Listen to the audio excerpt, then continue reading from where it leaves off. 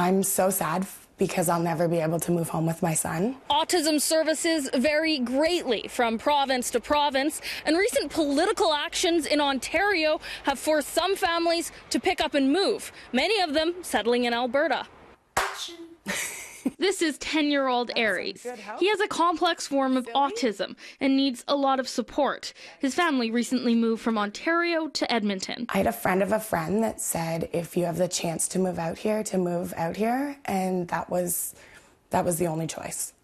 Better life for my child. Since moving in May, the access to services and the autism community has had a big impact on their family.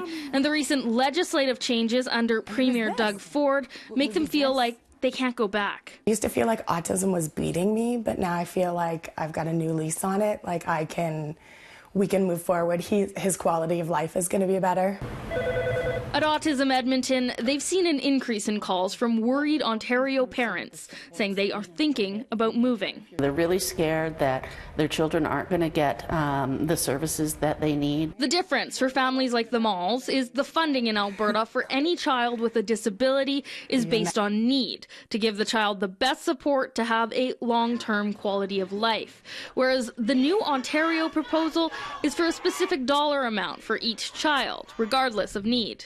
In this statement, Autism Edmonton is calling out the Ontario government and encouraging people to write to federal politicians demanding a standardized model. Wonderful if we could sustain all of the families from places in Canada that don't have the supports, but we know that we can't, so we need to start looking at nationally.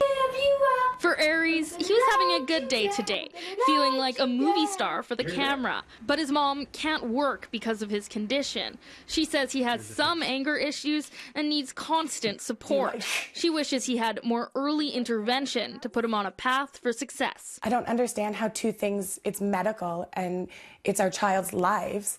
Why should it be political? She's now concerned for her sister-in-law back in Ontario, who's already depleted their savings on their daughter and is regressing on a wait list. I guess a question mark. Like, it's unknown what is going to happen, how it's going to affect everybody.